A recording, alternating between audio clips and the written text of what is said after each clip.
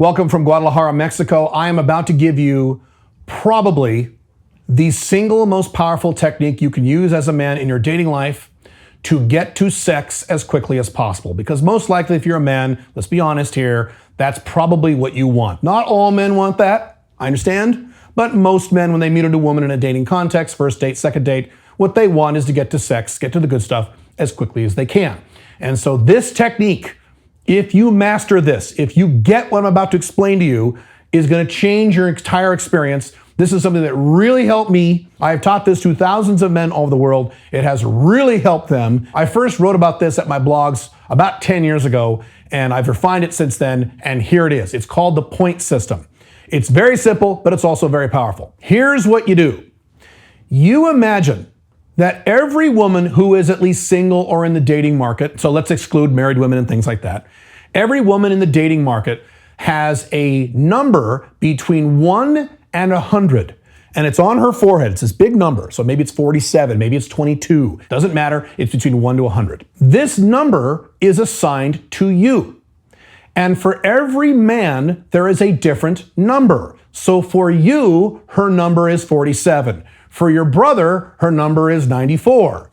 For your best friend, it's 52. It doesn't matter. The point is, every woman has this magical number, and there's a specific number she has for you. If in a dating scenario, you score enough points to hit this number or exceed this number, she will have sex with you as fast as her ASD allows. So let me explain that.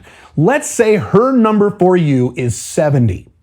And so let's say you go on a first date and or a second date with her and you do certain things and you score a number of points in her mind and you score 73.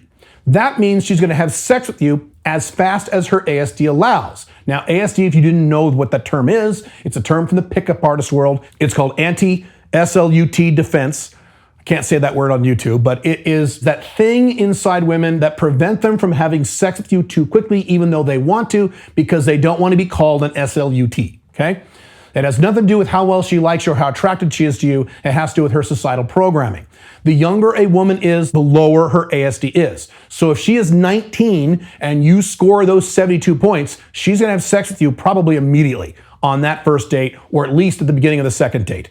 If she's 38 or 42, her ASD is going to be much higher. She might need 2 or 3 more dates. But that's not because she's not attracted to you. That's just because of ASD. And remember, she has a different number for every person, and that's because of her personal preferences. So if she likes tall, dark, handsome guys, and you're a short guy with super white skin, then her number for you is going to be very high. It might be 95, which is going to be pretty tough to hit.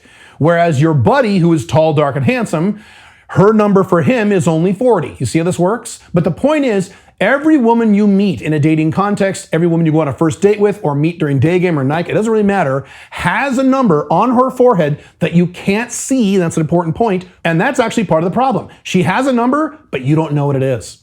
You can guess, but you don't know. So that number's on her forehead, but it's invisible. You can't see it. So when you go on that first date, I'll use first date as an example because that's the model that I teach. When you go on that first date, your job is to score as many points as you possibly can by doing things that score you points, and even more importantly, when you're a man, not doing things that cause you to lose points. For example, you go on a first date, you sit down and you say hi, and you immediately pull out your phone and start looking at your phone. You just lost 7 points, okay? That's how it works. Or you show up wearing a ripped, dirty t-shirt and your belly is hanging out over your belt. She can actually see a little line of belly fat right there. Lose 22 points. Good job. Now, there are things you can do to gain points. Let's say you dress really well.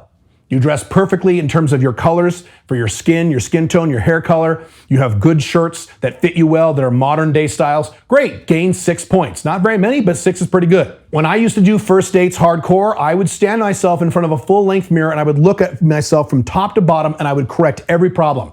If there was even a little problem with my hair, I would go back and fix my hair. Now, does that mean I think a cool haircut is gonna get me laid? No. But if my hair looks shitty, I lose 3 points. If my hair looks good, maybe I don't lose 3 points, maybe I score 0 points, but that's better than losing 3, right? And my goal is to score as many points as I can because I don't know what the number is that I have to score for this woman.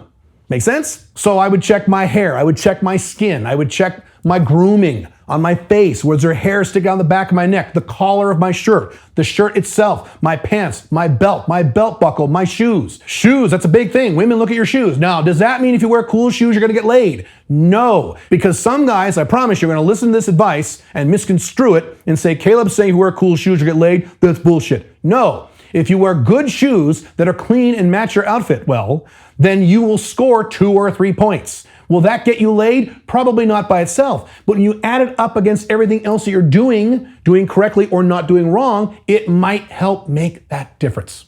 Make sense? Everything you do in the first or second date before you have sex gains you points or loses you points.